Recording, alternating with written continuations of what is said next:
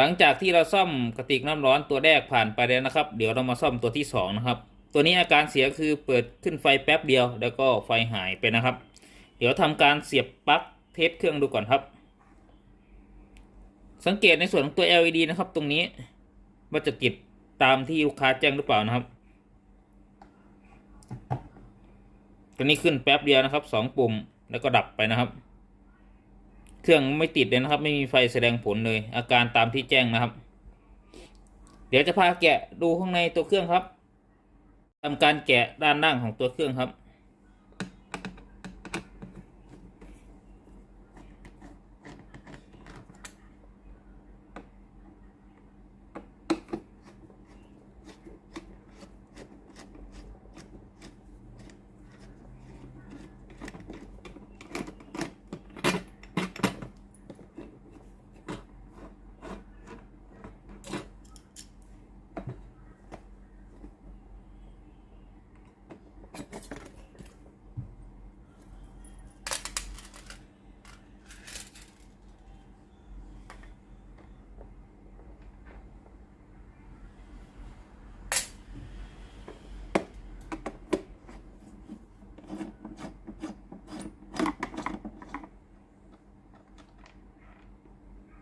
นำในส่วนของตัวสายไฟออกก่อนนะครับ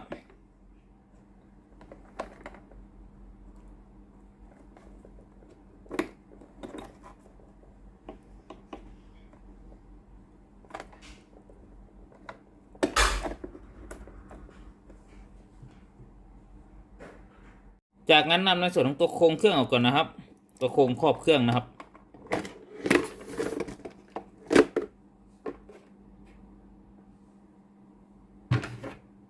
ตัวนี้คือด้านในของตัวเครื่องนะครับเดี๋ยวจะพาแกะในส่วนของตัวฝาครอบบอร์ดออกนะครับด้านในน่าจะเป็นบอร์ด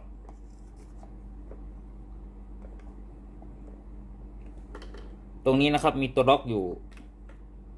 ฝั่งนี้อีกตัวและฝั่งนี้อีกตัวนะครับตัวล็อก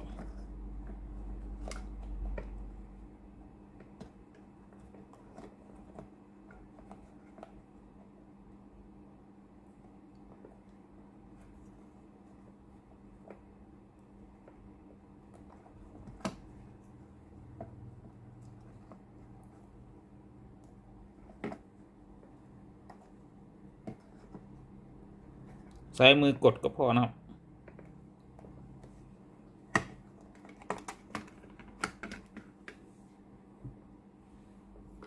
นี่คือด้านในของตัวบอร์ดนะครับตัวนี้น่าจะมีการแปลงฟิลมานะครับไม่รู้ฟิลด้านใต้บอร์ดนะครับขาดหรือเปล่าแต่ไม่น่าจะเป็นที่บริษัททำมานะครับถ้าเป็นอย่างนี้ฟิล2 ตัวคว่ำกันอยู่นะครับแปลงมานะครับเดี๋ยวถอดในส่วนของตัวสายแพร่ก่อนนะครับ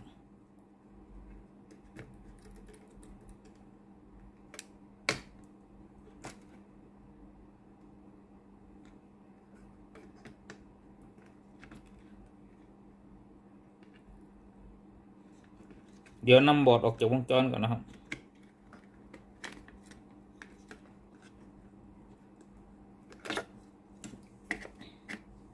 มาดูหน้าที่ต่างๆของอะไรข้างในตัวเครื่องนะครับตัวแรกนะครับก็คือในส่วนของตัวโทโมฟิลนะครับโทโมฟิลตัวนี้จะ2 ตัวนะครับต่อร่วมกันอยู่ต่อแบบอนุกรมกันนะครับฟิลตัวโทโมฟิลนะครับทำหน้าที่ป้องกันในส่วนของตัวหม้อต้มร้อนเกินนะครับ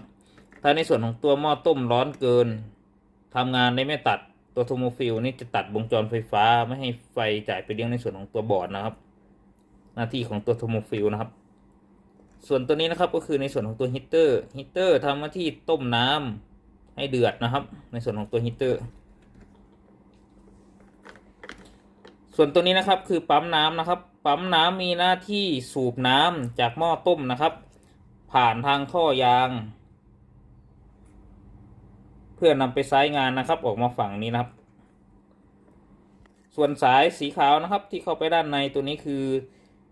NDC นะครับหรือตัวเซ็นเซอร์ตรวจจับอุณหภูมิความร้อนนะครับตัวนี้จะตรวจจับความร้อนของตัวหม้อต้มนะครับ ว่าหม้อต้มร้อนมากร้อนน้อย แล้วก็จะส่งไปในส่วนของตัว CPU นะครับเพื่อประมวลผลอีกรอบหนึ่งนะครับตัว CPU ก็คือตัวใหญ่นี้นะครับส่วนตัวนี้ทั้งบอร์ดเลยคือแผงควบคุมหลักนะครับทำหน้าที่ควบคุมทุกอย่างนะครับของตัวเครื่องไม่ว่าจะจ่ายไฟไปเลี้ยงในส่วนของตัวฮีตเตอร์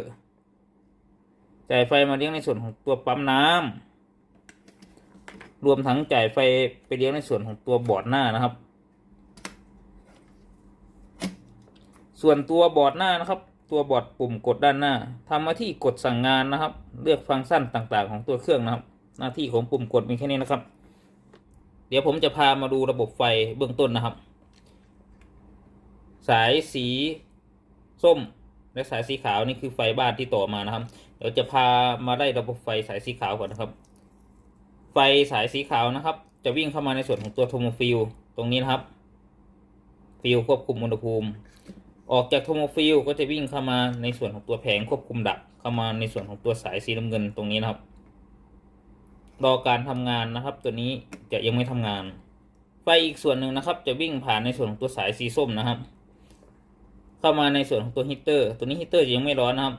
สายสีส้มจะจ้ำอยู่กับสายสีขาวก็คือสายสีขาวตรงนี้สายสีขาวตรงนี้ก็จะวิ่งเข้ามาในส่วนของตัวซ็อกเก็ตฝั่งนี้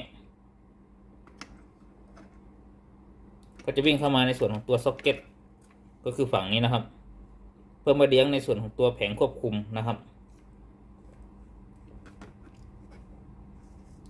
อีกส่วนหนึ่งของตัวสายสีขาวนะครับจะต่อร่วมอยู่กับสายสีเหลืองนะครับเป็นไฟอีกชุดหนึ่งนะครับจ่ายผ่านในส่วนของตัวสายสีเหลืองแล้วเข้ามาเลี้ยงในส่วนของตัวแผงควบคุมหลักนะครับก็คือฝั่งนี้นะครับถ้าอาการไฟไม่เข้าเครื่องนะครับอันดับแรกเลยให้เราตรวจสอบในส่วนของตัวโทโมฟิลคือตัวนี้ขาดหรือเปล่าถ้าขาดเครื่องก็เปิดไม่ติดครับต่อไปนะครับให้เราตรวจสอบในส่วนของตัวขาฮีตเตอร์นะครับ2ขาก็คือสายสีเหลืองแล้วก็สายสีส้มและสายสีขาวต่อร่วมกันให้วัดคู่นะครับว่ามีความต้านทานหรือเปล่าถ้ามีความต้านทานก็คือในส่วนของตัวชุดฮีตเตอร์ด้านในเสียนะครับตัวนี้ไฟก็จะไม่เข้าเครื่องเหมือนกันนะครับไฟก็จะไม่ติดลำดับต่อไปให้เรามาดูในส่วนของตัวแผงวงจรตรงนี้นะครับมันมีปัญหาหรือเปล่าถ้าเราตรวจสอบแล้ว2จุดนี้ไม่มีปัญหาให้เรามาซ่อมในส่วนของตัวแผงวงจรหรือเปลี่ยนในส่วนของตัวแผงวงจรเครื่องก็จะสามารถใช้งานได้นะครับส่วนตัวสายสีแดงฝั่งนี้นะครับก็คือไฟมาเลี้ยงในส่วนของตัวฮีตเตอร์เพื่อให้เกิดความร้อนโดยสายสีแดงนี้จะต่อไฟจากสายสีน้ำเงินฝั่งนี้โดยผ่านทางดีเลย์ตัวนี้นะครับเพื่อต่อไฟไปเลี้ยงในส่วนของตัวฮีตเตอร์ถึงจะร้อนควบคุมโดย CPU นะครับต้องมี CPU สั่งงานตลอดเลยนะครับก่อนทำการซ่อมภายในตัวเครื่องนะครับเดี๋ยวเรามาดูวงจรต่างๆภายในตัวเครื่องว่าหน้าที่และวงจรต่างๆมีหน้าที่อะไรบ้างนะครับเราจะมาดูในส่วนของตัววงจรเรียงกระแสก่อนนะครับวงจรเรียงกระแสนะครับประกอบด้วยในส่วนของตัวไดโอดนะครับ1ตัว2ตัว3ตัว4ตัวนะครับต่อร่วมกันนะครับเมื่อต่อร่วมกันนะครับจะเป็นวงจรบิดเร็กติฟายเออร์นะครับก็คือทำหน้าที่แปลงไฟบ้านเราคือไฟ220โวลต์ VAC ให้เป็นไฟ DC นะครับวงจรต่อไปนะครับก็คือวงจรป้องกันฟ้าผ่าไฟกระโซกไฟกระซากนะครับมีอะไรคร่าวๆ3ชิ้นนะครับก็คือในส่วนของตัววาลิเตอร์1ตัวในส่วนของตัวคาปาซิเตอร์และในส่วนของตัวฟิลนะครับวงจรต่อไปนะครับก็คือในส่วนของตัววงจรนี้นะครับประกอบด้วยในส่วนของตัวซีนีไดโอดไดโอดและในส่วนของตัว SCR นะครับคือวงจรลดแรงดันไฟนะครับในส่วนของตัว SCR ตัวนี้ครับทำหน้าที่เป็นสวิตช์ในวงจรอิเล็กทรอนิกส์นะครับปิดเปิดการจ่ายไฟนะครับวงจรต่อไปนะครับก็คือวงจรควบคุมการทำงาน ตัดต่อไฟไปเลี้ยงในส่วนของตัวฮีเตอร์นะครับก็ประกอบด้วยในส่วนของตัวดีเดย์ในส่วนของตัวรีเซตเตอร์และในส่วนของตัวไดโอดนะครับอีกฝั่งนี้นะครับ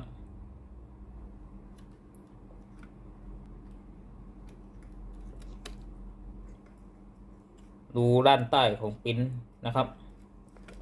ส่วนวงจรต่อไปนะครับก็คือวงจรควบคุมในส่วนของตัวปั๊มน้ำนะครับคือในส่วนของตัว IC 2 ตัวนี้นะครับจ่ายไฟไปเลี้ยงในส่วนของตัวปั๊มน้ำนะครับเพื่อให้ปั๊มน้ำทำงานวงจรต่อไปนะครับก็คือวงจรควบคุมดักนะครับคือในส่วนของตัว CPU นะครับตัวนี้คือหัวใจสำคัญเลยนะครับส่วนวงจรฝั่งนี้นะครับเป็นวงจรจ่ายไฟหลักนะครับเพื่อไปเลี้ยงในส่วนของตัว CPU แล้วก็เลี้ยงในส่วนของตัวดีเลย์ด้วยนะครับรวมทั้งตัวปั๊มน้ำด้วยนะครับจะรับไฟจากฝั่งนี้ทั้งหมดเลยนะครับวงจรคร่าวๆของตัวเครื่องมีเท่านี้นะครับอันดับต่อไปนะครับหลังจากที่เรารู้ในส่วนของตัววงจรต่างๆภายในบอร์ดนะครับก่อนที่เราทำการซ่อมนะครับเดี๋ยวเราจะมาวัดไฟที่มาเลี้ยงในส่วนของตัวบอร์ดก่อนนะครับว่ามีไฟ220โวลต์ซึ่งเป็นไฟบ้านนะครับจ่ายมาเลี้ยงในส่วนของตัวบอร์ดควบคุมดักหรือเปล่านะครับให้ทำการวัดไฟนะครับในส่วนของตัวสายสีน้ำเงินเป็นดักนะครับวัดเทียบกับสายสีขาวนะครับคือสายสีขาวฝั่งนี้นะครับแล้วก็สายสีเหลืองตัวนี้นะครับจะต้องมีไฟนะครับ220โวลต์ VAC มาเลี้ยงนะครับก่อนทำการวัดนะครับเดี๋ยวถอดในส่วนของตัวแผงกดปุ่มด้านหน้าออกมาก่อนนะครับ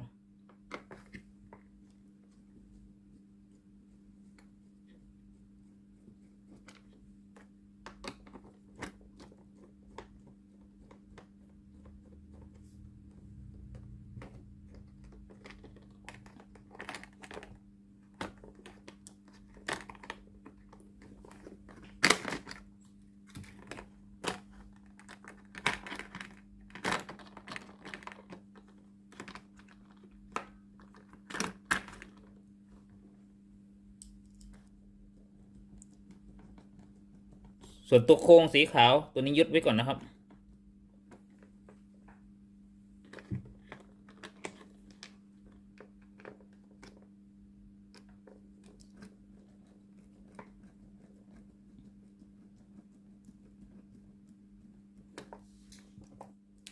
ตัวนี้ปลั๊กไฟที่มากับตัวเครื่องมันจะสั้นนะครับเดี๋ยวผมจะใช้ในส่วนของปลั๊กจากข้างนอกนะมาต่อแทน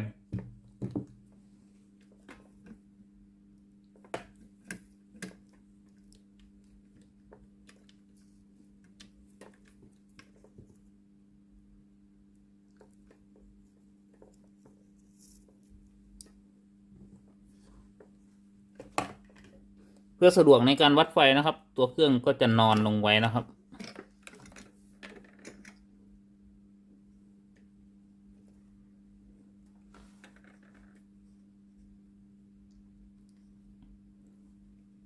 ส่วนตัวสายปั๊มน้ำตัวนี้ถอดออกก่อนนะครับตัวสายไฟที่ไปเลี้ยงในส่วนของตัวฮีเตอร์ตัวนี้ผมจะถอดออกก่อนนะครับ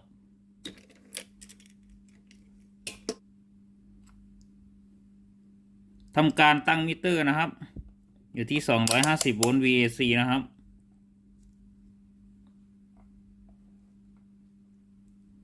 จากนั้นทำการวัดไฟนะครับ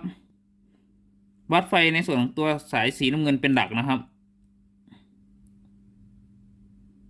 แล้วก็วัดในส่วนของตัวสายสีขาวนะครับที่มาเลี้ยงในส่วนของตัววงจรครับ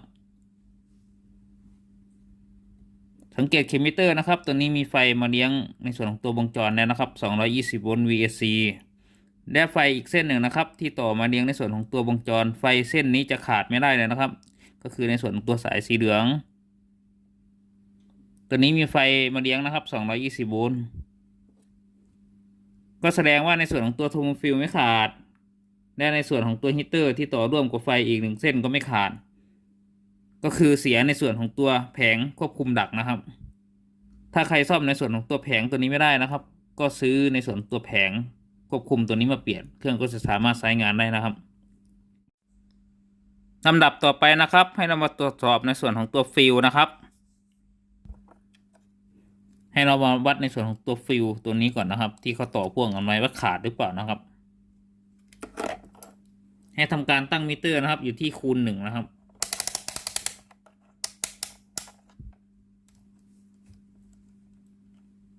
วัด2ขาในส่วนของตัวฟิลนะครับ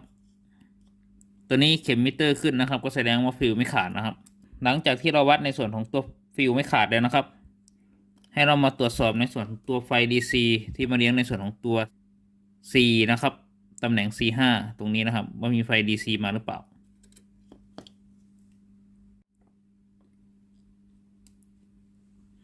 ให้ทำการตั้งมิเตอร์นะครับอยู่ที่10 โวลต์ DC นะครับ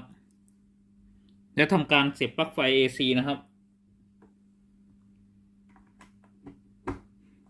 วัดไฟที่มาเลี้ยงในส่วนของตัว C นะครับสายมิเตอร์สีลำจับขั้วลบสายมิเตอร์สีแดงจับขั้วบวกครับสังเกตเข็มมิเตอร์นะครับตัวนี้จะมีไฟจ่ายมาเลี้ยงในส่วนของตัวคาปาซิเตอร์หรือตัว C เลยนะครับเมื่อเราวัดไฟ DC ไม่มีไฟ DC ที่ตำแหน่ง C5 นะครับคือตัวนี้นะครับอันดับต่อไปให้เรามาวัดไฟที่ขา Air Node นะครับของ SCR ว่ามีไฟจ่ายมาหรือเปล่าตัวนี้เป็นไฟ DC นะครับประมาณ200 โวลต์เดี๋ยวพามาวัดเลยครับทำการตั้งมิเตอร์นะครับอยู่ที่1,000 โวลต์ DC นะครับ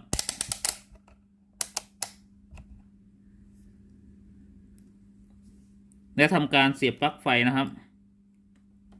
สายมิเตอร์สีดำนะครับจับขั้วลบของ C นะครับส่วนสายสีแดงนะครับจับในส่วนของตัวขา Air Node นะครับของ SCR ปกติจะต้องมีไฟประมาณ200 โวลต์ DC นะครับสังเกตเข็มมิเตอร์นะครับตัวนี้มีไฟ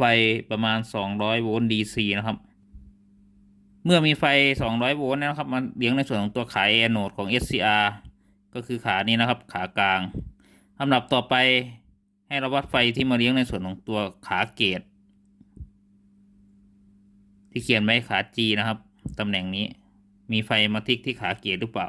ถ้ามีไฟมาทิกที่ขาเกตนะครับตัวนี้ SCR จะดำกระแสนะครับต่อไฟจากขา Air Node มายังแคโทดนะครับลำดับต่อไปนะครับเราจะมาวัดไฟมาเลี้ยงในส่วนของตัวขาเกตนะครับให้ตั้งมิเตอร์นะครับอยู่ที่10 โวลต์ DC นะครับทำการเสียบปลั๊กไฟนะครับเข็มมิเตอร์นะครับสายสีดำนะครับจับที่ขั้ว C ขั้วลบนะครับตำแหน่งเดิมนะครับส่วนสายสีแดงนะครับจับในส่วนของตัวขาเกตนะครับของ SCR คือขาฝั่งนี้นะครับสังเกตเข็มมิเตอร์นะครับตัวนี้จะไม่มีไฟจ่ายมาที่ขาเกตนะครับไม่มีไฟมาทิกที่ขาเกตก็แสดงว่า SCR ไม่นำกระแสนะครับในส่วนของตัวขาเกตนะครับตัวนี้ไม่มีไฟมาเลี้ยงนะครับเดี๋ยวจะลองวัดในส่วนของตัวขาแคโทดดูนะครับคือขาฝั่งนี้นะครับไม่มีไฟออกหรือเปล่าดูเข็มมิเตอร์นะครับตัวนี้นิ่งเลยนะครับไม่มีไฟออกนะครับตัว SCR จะทำงานได้ก็ต่อไม่มีไฟมาเลี้ยงในส่วนของตัวขาเกตมาทิกที่ขาเกตก่อนนะครับถึงจะนำกระแสหลังจากที่ผมวัดไฟมาเลี้ยงในส่วนของตัวขาเกตแล้วนะครับตัวนี้ไม่มีไฟมาเลี้ยงในส่วนของตัวขาเกตเดี๋ยวผมจะพาไล่กลับนะครับว่าในส่วนของตัวขาเกตของ SCR รับไฟมาจากไหนนะครับตัวนี้คือขาเกตนะครับวงจรจะต่ออยู่กับ R7 นะครับก็คือตัวเล็กๆนี้นะครับแล้วลายปริ้นวงจรนะครับจะวิ่งเข้ามาในส่วนของตรงนี้นะครับ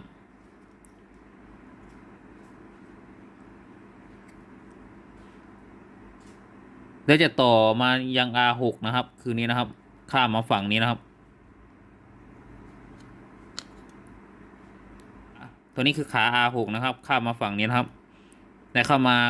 ขา R อีกตัวนะครับคือตัวนี้นะตำแหน่งขา R5 นะครับก็คือมาฝั่งนี้แล้วข้ามมาฝั่งนี้นะครับจากนั้นวิ่งเข้ามาในส่วนของตัวขา Air Node นะครับของ SCR ซึ่งในส่วนของตัวขาแอร์โนดนี้นะครับรับไฟมา200โวลต์ DC เลยนะครับถ้าผ่านในส่วนของตัว R 3ตัวนี้นะครับก็จะทำการหลบกระแสนะครับเพื่อไปทิกในส่วนของตัวขาเกตนะครับเดี๋ยวจะพามาวัดไฟอีกรอบหนึ่งนะครับว่าไฟฝั่งนี้มีหรือเปล่านะครับว่าไฟขา R ฝั่งนี้มีไหมแล้วก็ขา R ฝั่งนี้มีหรือเปล่านะครับแล้วก็ข้ามมาในส่วนของตัวนี้มีไฟหรือเปล่าเพื่อมาเลี้ยงในส่วนของตัวขาเกตนะครับเดี๋ยวเรามาวัดไฟกันเลยครับหลังจากที่เราไล่วงจรในส่วนของตัวขาเกตแล้วนะครับว่ารับไฟมาจากขาไหนนะครับตัวนี้ขาเกตรับไฟมาจากขาแอร์โนดนะครับของ SCR โดยผ่านทาง R7 R5 แล้วก็ R6 นะครับเดี๋ยวผมจะพามาวัดไฟนะครับว่าไฟขาดหายตรงช่วงไหนนะครับทำไมขาเกตไม่รับไฟนะครับตั้งมิเตอร์นะครับอยู่ที่1,000 โวลต์ DC นะครับและทำการเสียบปลั๊กไฟนะครับสายในส่วนของตัวสายมิเตอร์สีดำนะครับจับขาลบของขา C นะครับตำแหน่งเดิมสายมิเตอร์สีแดงนะครับผมจะจับขา R ตำแหน่ง R5 นะครับ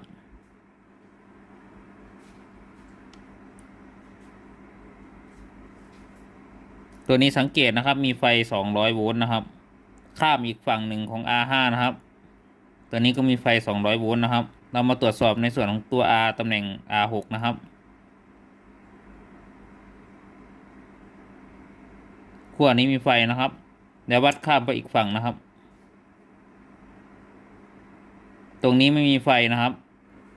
ทำการตั้งมิเตอร์ให้ต่ำลงนะครับอยู่ที่10โวลต์ DC นะครับสายสีดำจับที่Cขั้วเดิมนะครับ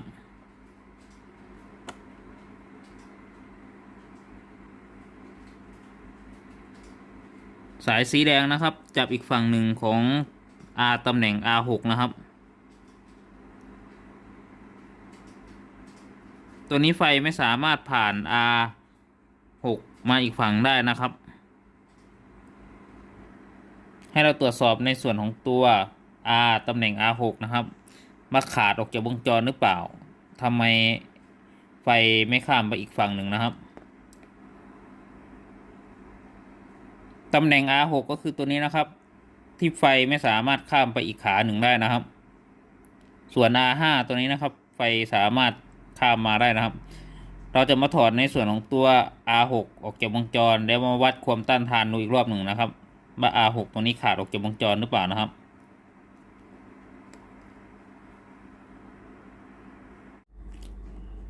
จากนั้นทำการถอดในส่วนของตัว R6 ออกจากวงจรนะครับ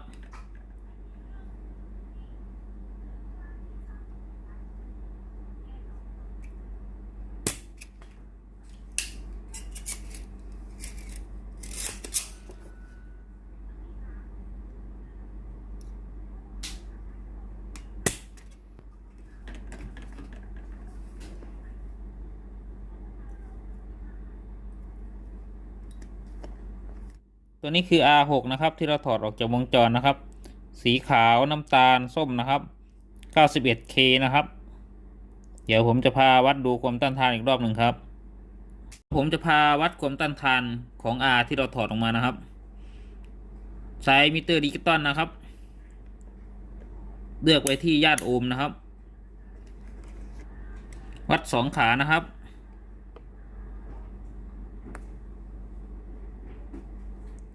ตัวนี้สังเกตตัวเลข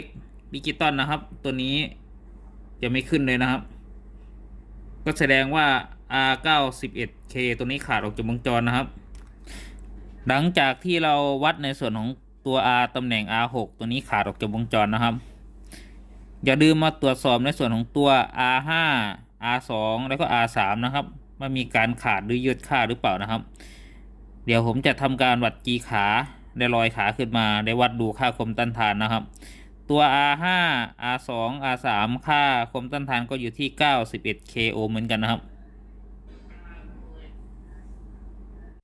เวลาวัดในส่วนของตัว R นะครับห้ามวัดในวงจรนะครับวัดคร่าวๆได้นะครับในวงจรแต่ถ้าจะให้วัดให้รู้ค่าจริงๆนะครับให้ร้อยขาหนึ่งข้างนะครับ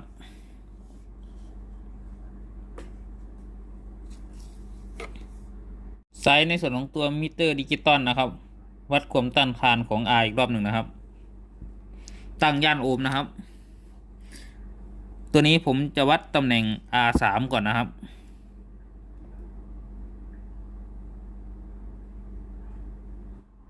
สังเกตตัวเลขดิจิตอลนะครับตัวนี้ขึ้นประมาณ 91K นะครับก็แสดงว่า R ตำแหน่ง R3 ไม่ยืดค่านะครับตำแหน่ง R2 นะครับ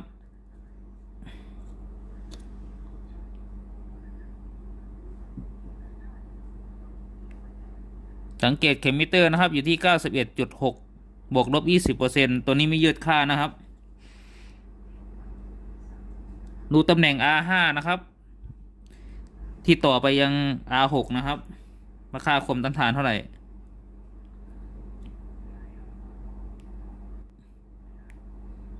สังเกตในส่วนของตัวเลขดิจิตอลนะครับตัวนี้ขึ้น 98K โอห์มนะครับปกตินะครับ R ค่าจะประมาณ 90K นะครับแสดงว่าในส่วนของตัว R5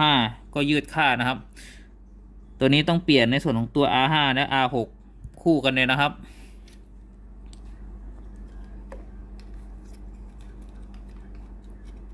เดี๋ยวมาวัดอีกตัวหนึ่งนะครับตำแหน่ง R7 นะครับที่ต่อไปยังขาเกตของ SCR นะครับตัวเล็กๆนะครับที่ตัวเขียนไว้ประมาณ390นะครับก็ประมาณ39โอห์มนะครับเดี๋ยวลองวัดดูนะครับค่าจะตรงหรือเปล่า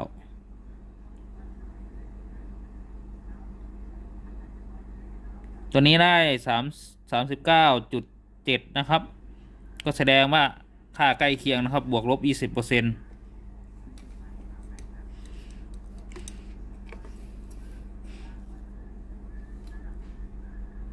ก็เท่ากับว่าในวงจรนะครับมี R ตำแหน่ง R5 R6 นะครับเสียนะครับอันดับต่อไปนะครับเดี๋ยวผมจะพาเปลี่ยนในส่วนของตัว R เข้าไปในวงจรนะครับ R ตัวใหม่นะครับ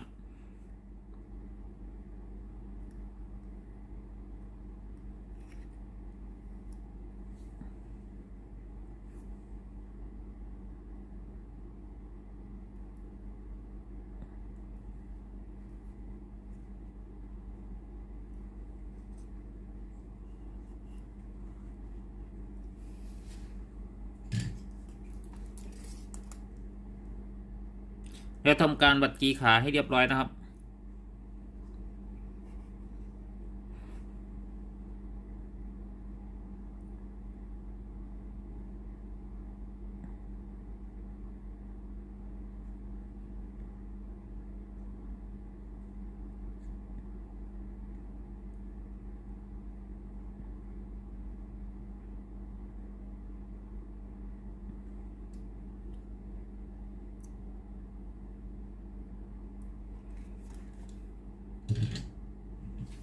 ทำการตัดขาให้เรียบร้อยนะครับ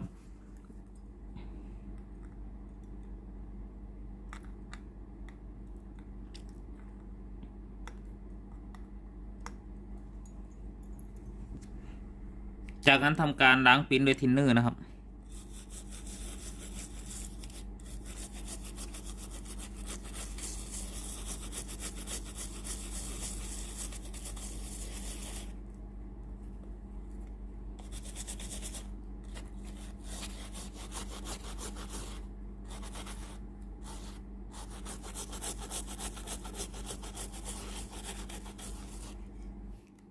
ในส่วนของตัวฟิลนะครับที่เขาพ่วงมานะครับด้านบนนี้นะครับเดี๋ยวผมจะลองถอดออกก่อนนะครับเดี๋ยววัดดูว่าฟิลตัวล่างมันขาดหรือเปล่านะครับ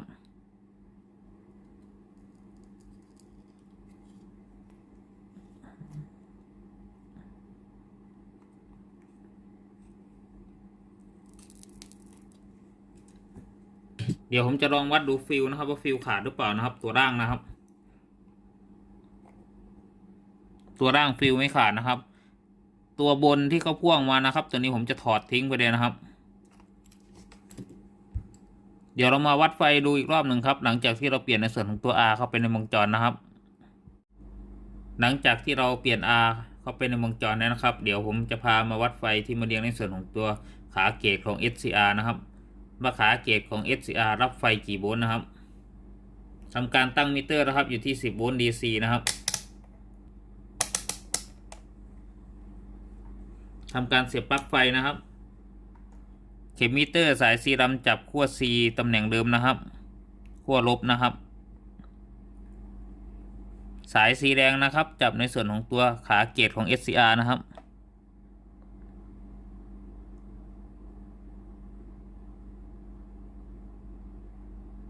สังเกตเข็มมิเตอร์นะครับตัวนี้ขึ้นประมาณ1 โวลต์นะครับ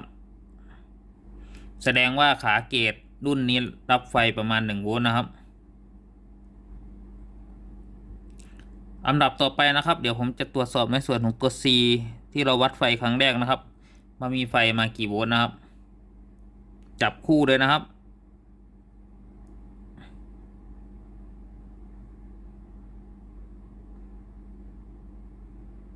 สังเกตเข็มมิเตอร์นะครับขึ้นประมาณ8 โวลต์นะครับหลังจากที่เราวัดไฟมาเลี้ยงในส่วนของตัวขาเกจของ SCR แล้วนะครับตัวนี้มีไฟมาทิกที่ขาเกจปกตินะครับเดี๋ยวลำดับต่อไปผมจะพาประกอบในส่วนของตัวเครื่องนะครับเข้าไปในวงจรหลังจากที่ผมซ่อมวงจรเสร็จเรียบร้อยแล้วนะครับเดี๋ยวผมจะพามาประกอบในส่วนของตัวเครื่องนะครับจากนั้นนำ LED ใส่เข้าไปในวงจรนะครับ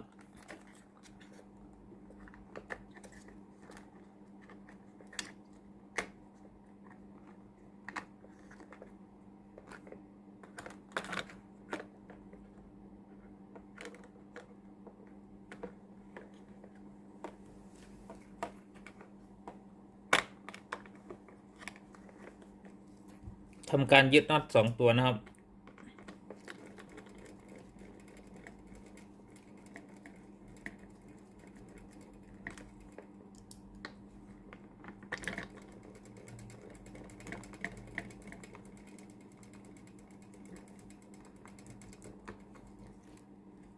ใส่ในส่วนของตัววงจรเข้าไปในตัวโครงนะครับ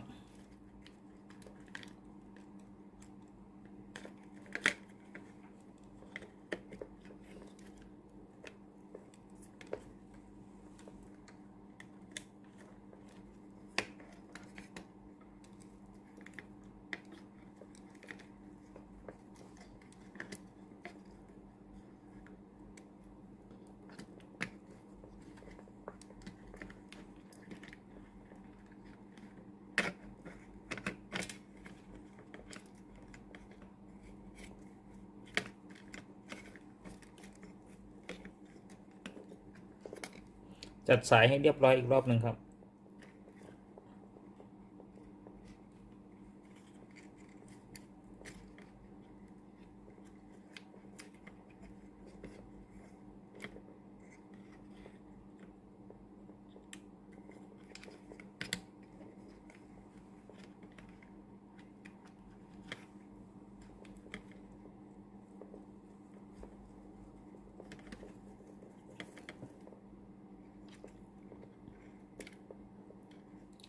ใส่สายปั๊มน้ำนะครับ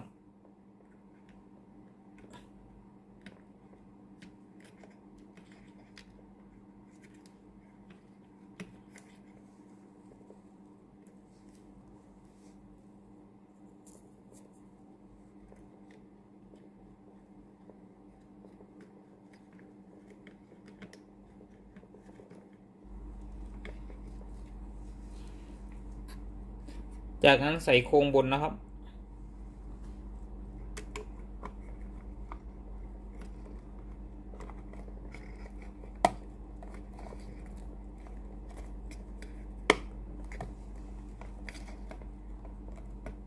ใส่ในส่วนของตัวโครงเครื่องนะครับ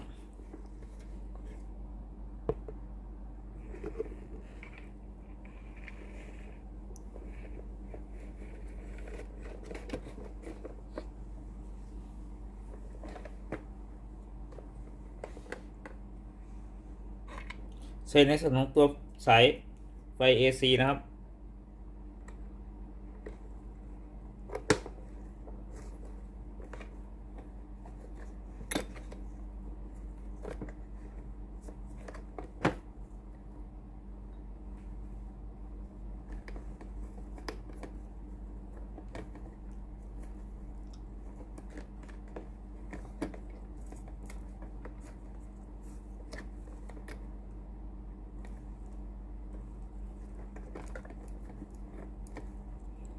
ใส่ในส่วนของตัวสายกาวนะครับ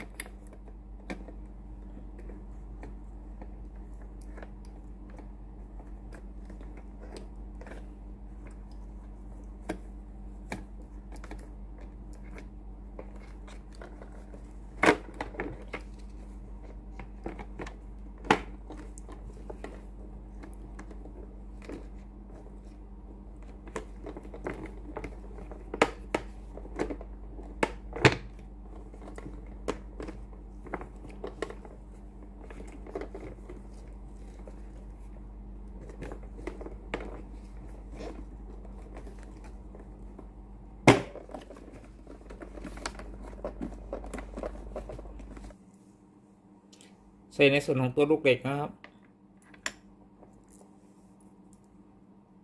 ยึดน็อตฝั่งนี้1 ตัวนะครับ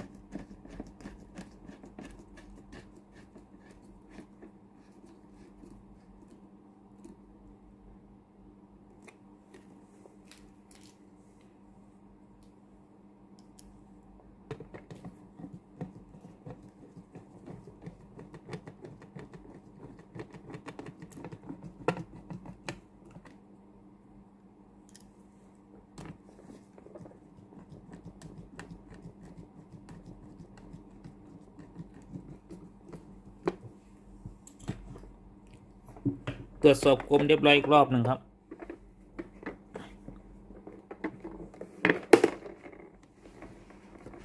เดี๋ยวทำการลองเครื่องอีกรอบหนึ่งครับหลังจากที่เราประกอบในส่วนของตัวเครื่องเสร็จเรียบร้อยแล้วนะครับเดี๋ยวเราทำการเสียบปลั๊กลองเครื่องดูอีกรอบหนึ่งครับ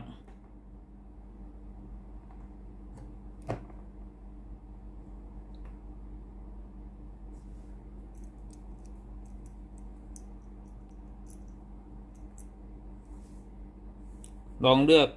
ฟังก์ชันการใช้งานนะครับ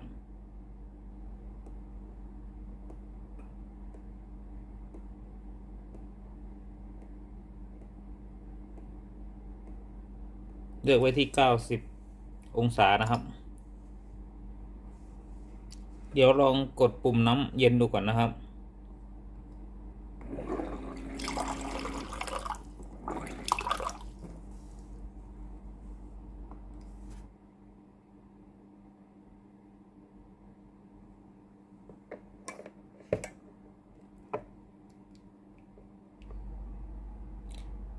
ตอนนี้อุณหภูมิความร้อนตัดเนี่ยนะครับอยู่ที่90 องศานะครับสรุปอาการเสียของกระติกน้ำร้อนยี่ห้อ Panasonic นะครับอาการเสียบปลั๊กขึ้นไฟแป๊บเดียวแล้วก็ตัดดับนะครับตัวนี้มีอะไรเสีย2 ชิ้นนะครับก็คือในส่วนของตัว R นะครับขาดออกจากวงจร R ค่า91 k โอห์มนะครับขอบคุณครับที่รับชมคลิปวิดีโอครับขอบคุณมากๆครับฝากกดไลค์กดแชร์กดติดตามให้ผมด้วยนะครับขอบคุณครับสวัสดีครับผมเจอกันใหม่คลิปหน้าครับ